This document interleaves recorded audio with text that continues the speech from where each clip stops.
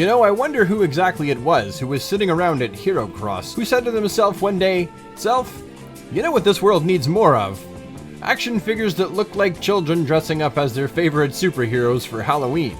While we're at it, let's give them light-up LED eyes, magnetic feet, make them out of die-cast metal, and also make them incredibly posable. Yeah, that's what the world needs more of. More of that."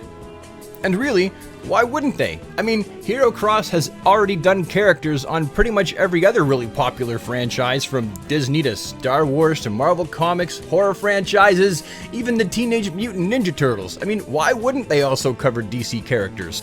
Now, although each and every one of these little guys might look like they've been designed as child's playthings, they're actually not. Rather, they've been created for the collectors ages 15 and up. And there's a pretty hefty warning on the back of the package, and I don't usually read warnings, but just get a load of this. Please handle with care, and keep out of the reach of children under the age of 15 years old. This product may contain small and sharp parts. Please do not throw or swing the product. Such rough play may cause injury. In order to avoid deformation, please do not place the product at unstable position, near heater, or any room with high temperature. That is the biggest warning I've ever seen on the back of an action figure package. Now when you pop all these little cuties out of the package, you get the figures, and then you get the extra hands, and that's it. But don't they all look adorable lined up like that? Big fat heads and pudgy bellies, and they all look like they're wearing a diaper. The attention to detail with these little guys is actually pretty good. I find myself really satisfied with the quality control. Be it Batman's utility belt, or the crispness of the bat on his chest, or Hal Jordan's ring and the symbol on his chest, and the paint job on the Flash, and Superman's little S.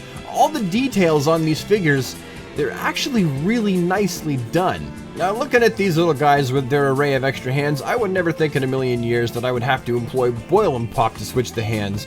However, as Hal Jordan and I unfortunately found out, I probably should have, because, yep, I went to twist off the hand and it just ripped the ball joint right off. And this is because every single figure had paint from the existing hand that came on the ball joint stuck to the ball joint.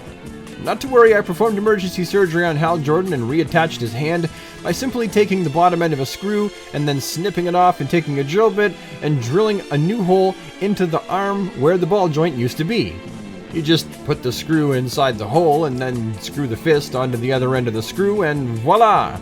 It's reattached. It won't behave like it's on a ball joint anymore, but at least it's on there, and it's on there nice and tight.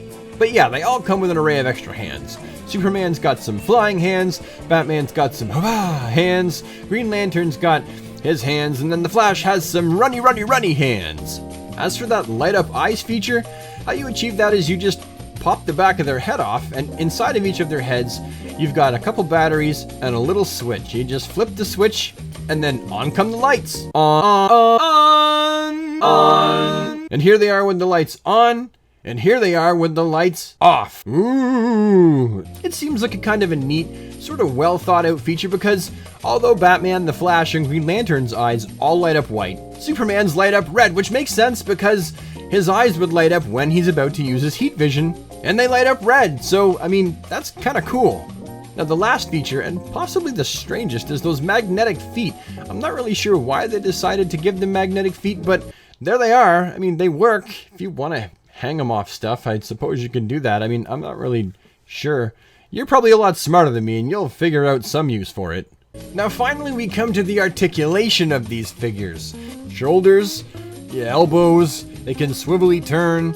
They got articulation at the wrists, the heads do the head thing, and they got articulation in the groin with ball joints, and they got the knees, and they can swivelly turn, and there's actually a lot of articulation in these little guys. And, yeah, here's also why you don't let your kids play with them. Because the arms and the legs are attached with little pegs, but there's nothing to hold them on.